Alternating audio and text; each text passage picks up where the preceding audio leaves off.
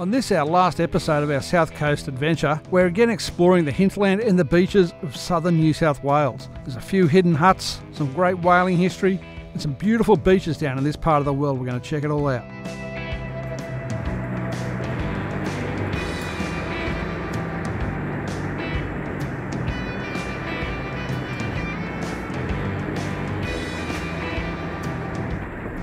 Yeah, Ronnie, good to get back away from the coast and head back up into the hills again. Where are we headed this time, mate? Yeah, got a couple of little spots, mate. Alexander's Hut is one of them, up in the Southeast Forest National Park. I don't know much about it, but seen a couple of photographs. Look pretty good, so we'll head up through the forest to get there, mate. Should be good. Sounds interesting, mate. It's not really a alpine area up there. What's the hut there for?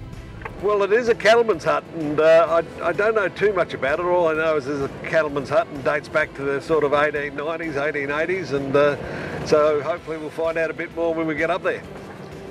Yeah, interesting, mate. We'll be really keen to have a look at that. Let's get up there. Yeah, mate, no, good to be back on the dirt again, pal, and away from the crowds. Definitely.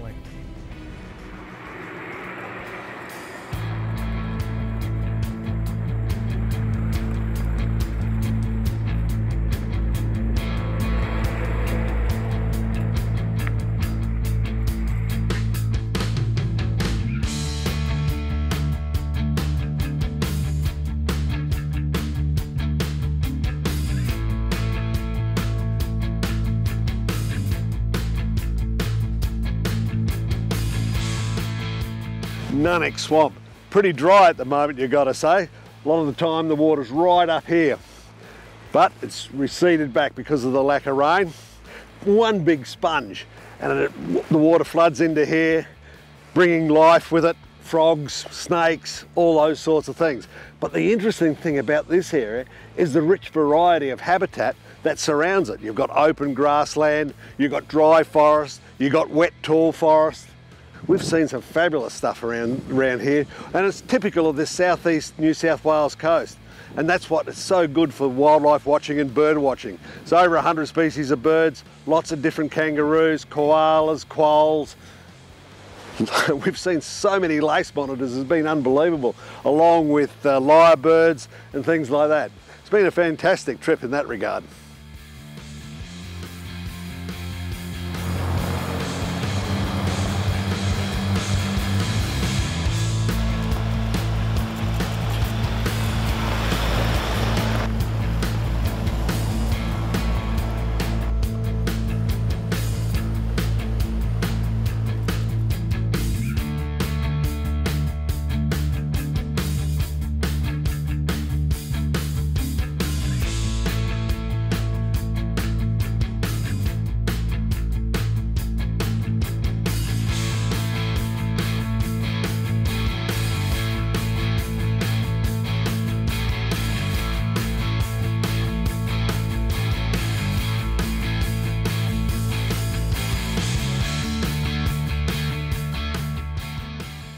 Alexander Hut, built up here on these high plains back in about the 1890s.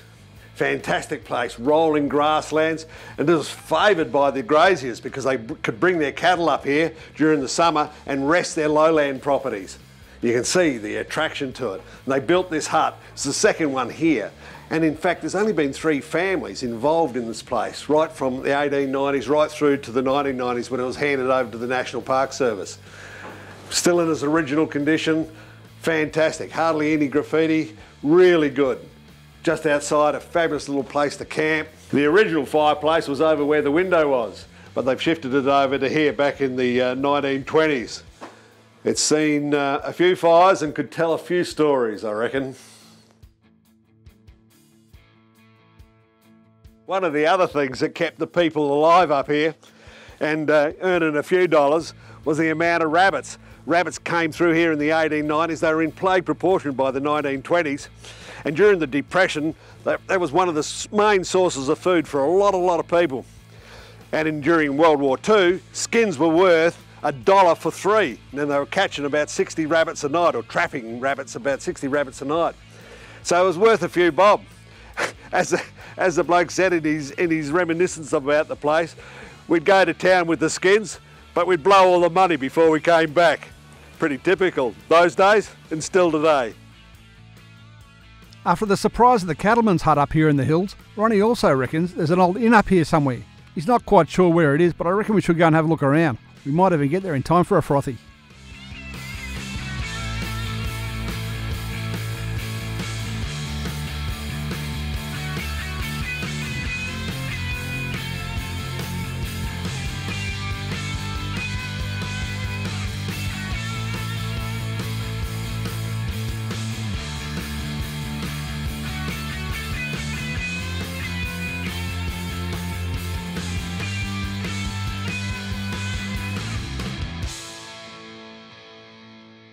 The Woolloongabra Inn, built in 1860 on the main road or the main track between Eden and Pambula and the high country. It took a bit of finding, in fact. I'd heard about it, saw a picture of it, and then it took me ages to find out exactly where it is. It's just south of Cathcart. It's very easy once you know how.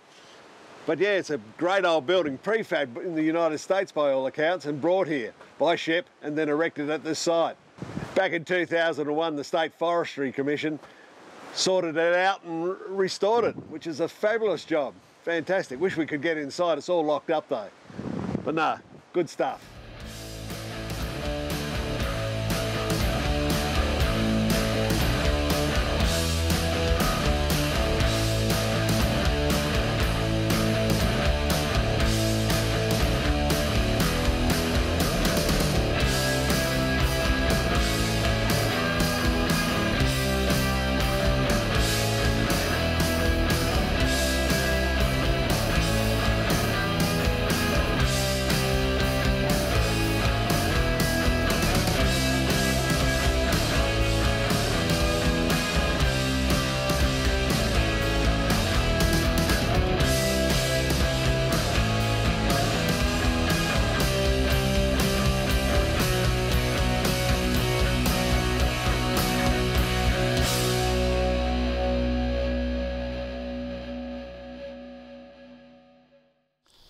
MSA 4x4 accessories seat covers have been around for ages, and that's one of the great things about them is they last for ages.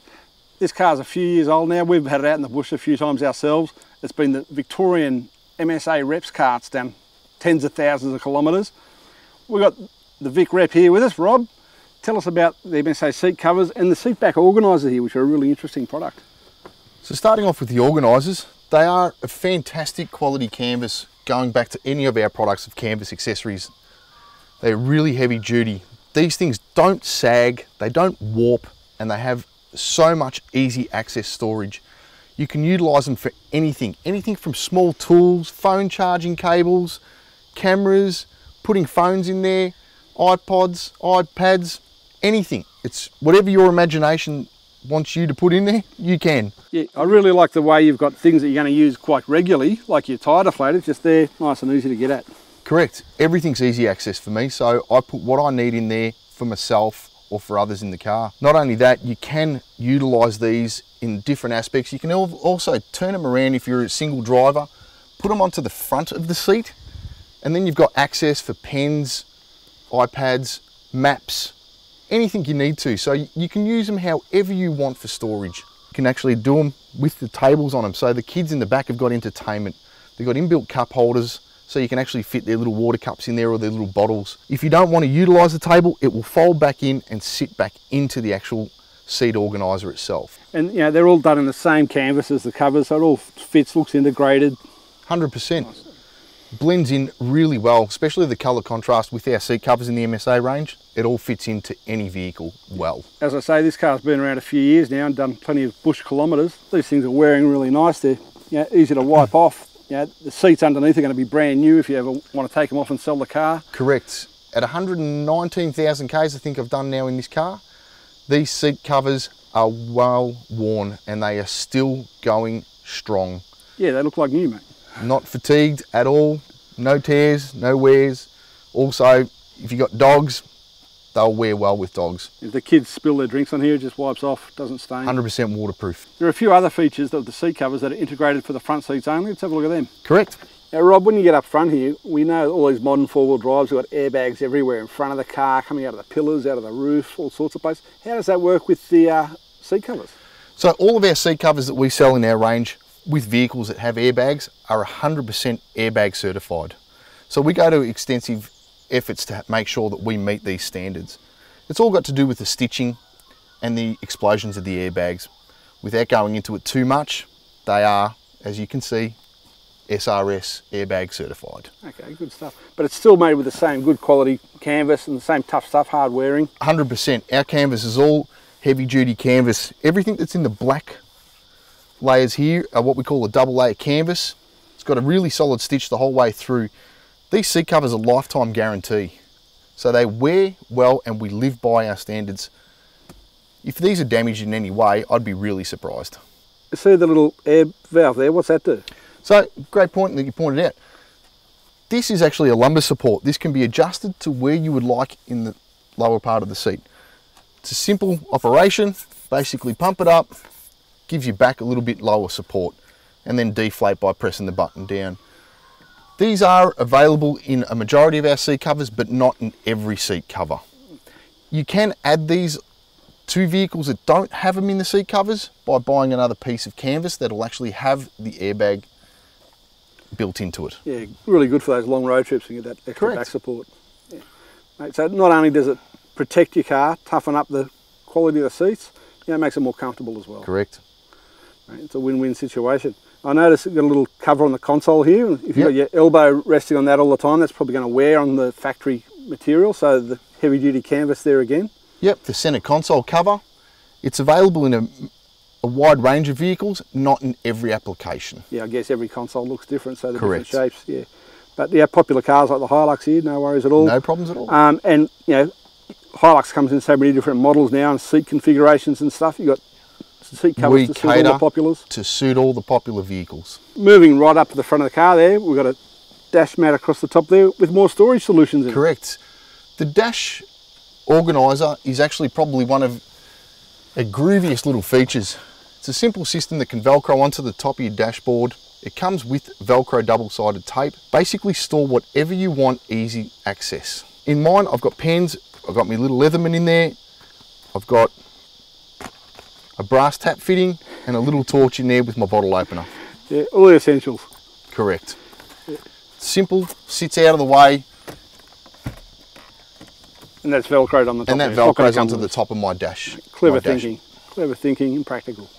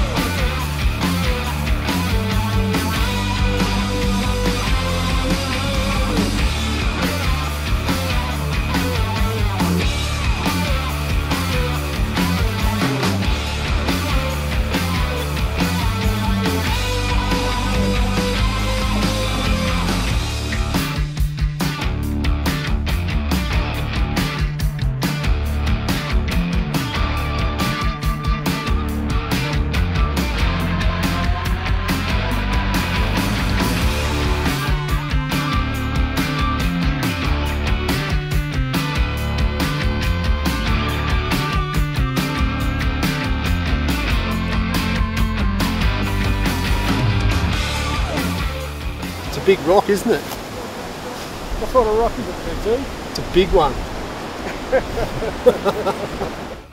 All right, GT, whatever you say. Let's hit the road.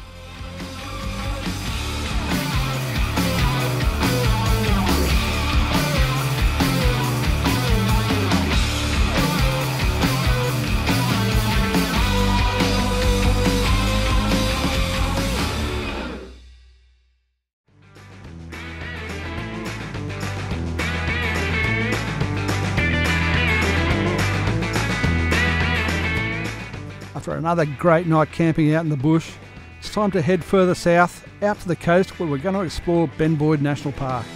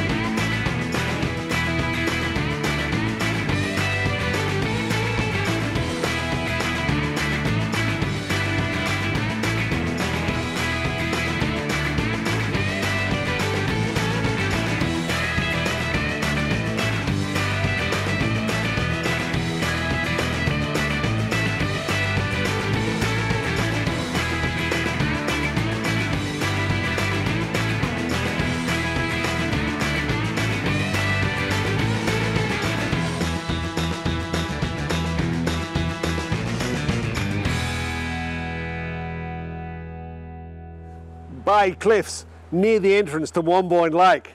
It's been a gathering place for thousands of years for the Aboriginal people. Today, it's a top little holiday spot. Fairly remote. Here, you've got to do a four-wheel drive track for about 7 kilometres, bumpy, wet, through the forest to get to this beach and bay and headland.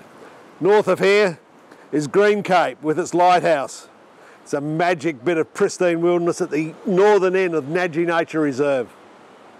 Put it on your bucket list.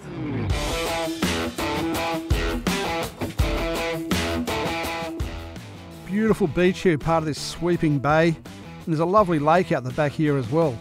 The locals say they're both great for fishing, so maybe Rob will eventually catch that one.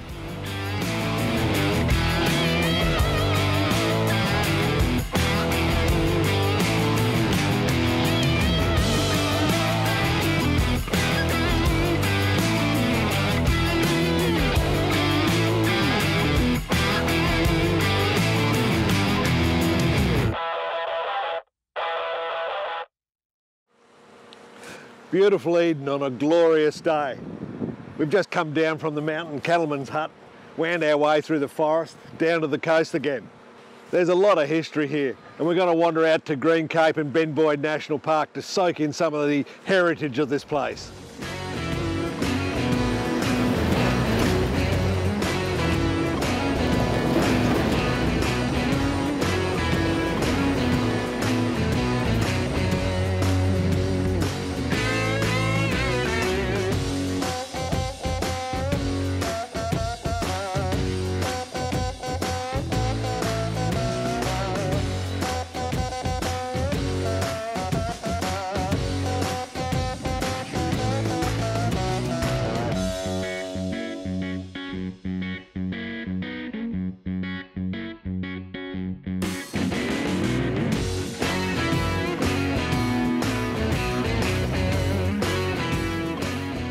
Just a short stroll from our camp at Bentangambie Bay, you'll find some of the old whaling relics.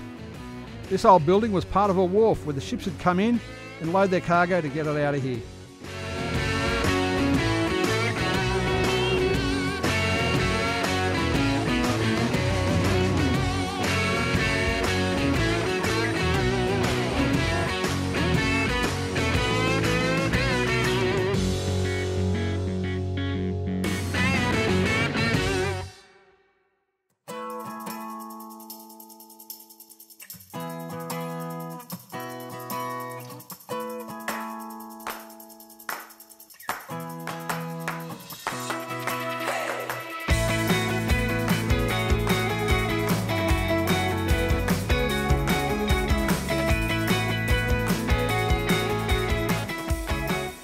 This magnificent lighthouse absolutely dominates the end of Green Cape.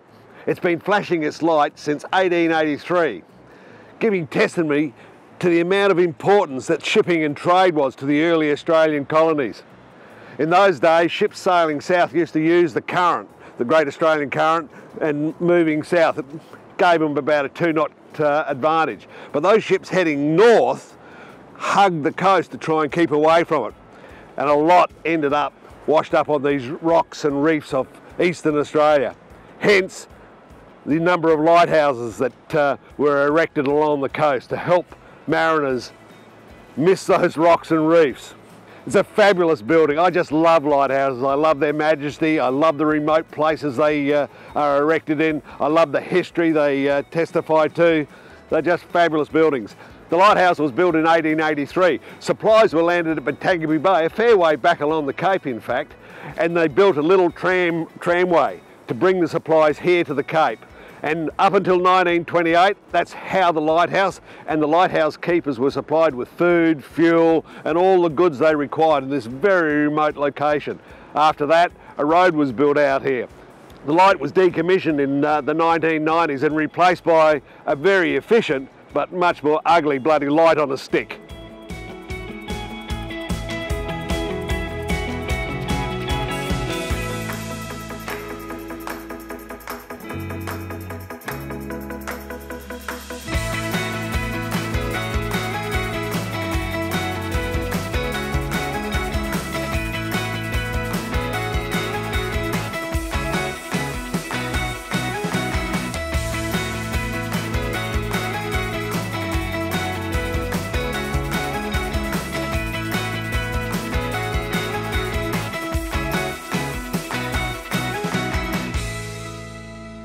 Ever since the time of European settlement in 1788, ships have been coming to grief along the southeast coast of New South Wales.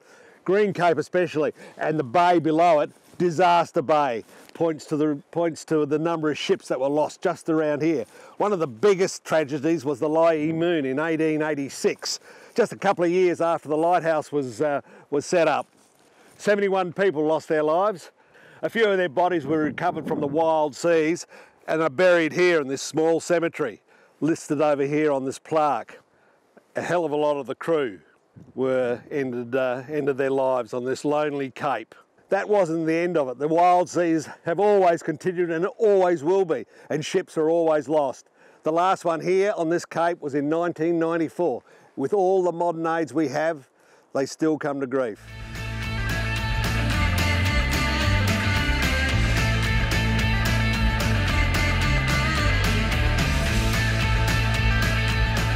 Benboyd National Park covers a wide expanse, and there are many places within the park that bear Boyd's name. Places like Boyd Town and right here Boyd's Tower. They were created in the 1830s to compete with the shore-based whaling station at Twofold Bay.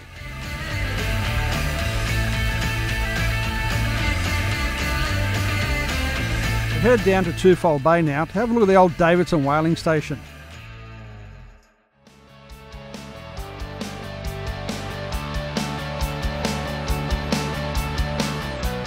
Located on the shores of Keir Inlet in Twofold Bay, the station was the longest operating shore-based whaling station in Australia, and it was the last of its type to close down. It's an idyllic setting now, but back in the day this place would have been a bloodbath as they dragged the whale carcasses in here and slaughtered them, cut them up for their oil and meat. Today, Davidson Whaling Station is a historic site. The old homestead is still here, and it gives an insight into the lives in the industry of the 18th century whalers. To find out more about the area's interesting whaling history, we're going to visit the Killer Whale Museum in Eden.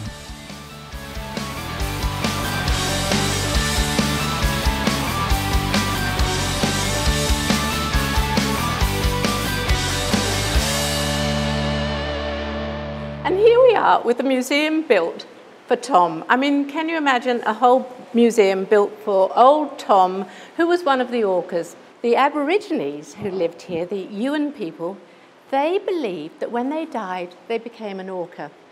And they respected the orcas and they revered the orcas. And they would want the orcas to bring the whale in to them. And they did. And so the Kooris would be on their beach and they'd light a fire and they'd sing and dance and slap the water, and it was sort of, come to us, we're ready, you know. Yeah. And the orcas would bring them in, not pretty, snapping and snarling and, you know, they'd be bringing them in. And when they were close enough to the beach for the Koori to do the kill, the orcas would slip away. The Koori did the kill, and then, because they believed they were their ancestors, they let the orcas have their feed first. And then along came the whitefellas, and they discovered this fabulous bay, and oh, what's more, there was a whale over there, and they called that Whale Spit. Well, hey ho, we'll start whaling here. There's good money in whaling. The Davidsons, who were on the other side of the bay at Kaya, their kids played with the Koori kids. They had Kooris in their crew, as did other whaling boats, but they listened and they respected the Aborigines' beliefs and whatever. And so they ended up being on a win-win situation, because with them going along with the law of the tongue, the whales would come and bring the whales to them. The orcas would bring them to them. Tom was had a huge character. He was like a bumptious kid, you know, and he knew it all. And there are stories about how he would take away fishermen's boats when they were fishing, and he'd tow them away and things like that. But when the orcas had brought in the whales, and if the Davises didn't come in and get Tom would go over to the whaling station and he'd flop tail and splash, and it was, well, come on, are you coming or not, sort of thing. And he would show the way to where they'd bailed up the whale. Now, if you look at his teeth in the front, they're quite worn down here. Well, he was so enthusiastic about getting them there, he'd actually be pulling the rope. So you have this amazing creature. So when they had killed the whale, then they'd put a marker up, a buoy, saying this belongs to the Davidsons or whatever they did, and they would go back to base. Because with the law of the tongue that they followed, they would let the orcas have their feed first. So they would have their feed, and then when they all pushed off, the slot would come over and bring back their whale and process it. And they didn't waste anything. There's a list on the wall there of all the bits were used. You know, the skin of the whale was used for bicycle seats, and the baleen was used for corsets, and you know, nothing was wasted at all. Well, that was all fine, and everything's ticking along. And then along came the great big boats, and they took the whales, and they took the orcas, and they took the fish, and then there was really nothing to be eating to come down for. Tom then came down and was found dead in the bay. And Mr. Logan, who had the big house on the other side, got together with the local people and said, you know, Tom, he was a character. We loved him. Our orcas were part of our life. They were part of what we're all about. And we'll put together money and we'll build a museum for Tom. This is the only place in the world where you have that documented relationship between man and beast with the orcas.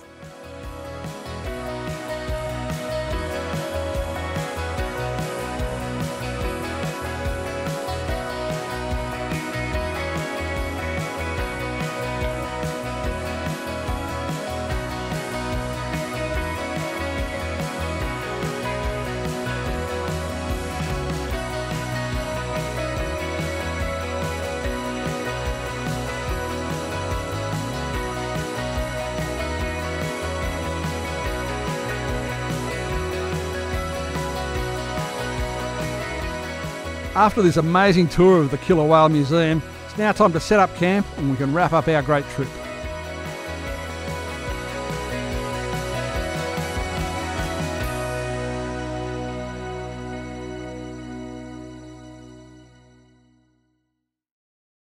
Ronnie, I haven't been out of this part of the south coast of New South Wales for a long time, and I've forgotten how beautiful some of these places are, not just on the coast but up in the hills. Ah, it's magic, isn't it?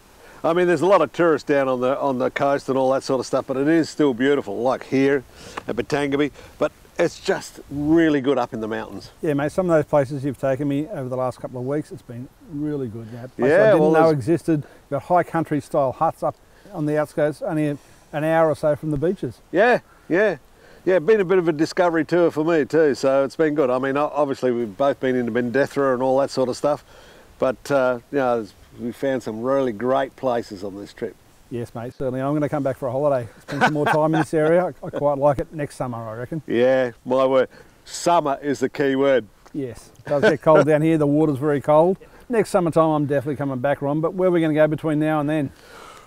Well, Tassie's looking pretty good, mate. Central Australia, look, the world's our oyster. Yeah, winter time's coming up. Coming into winter now. It's the Central Australia, the desert touring season. Sounds pretty good. Let's do that.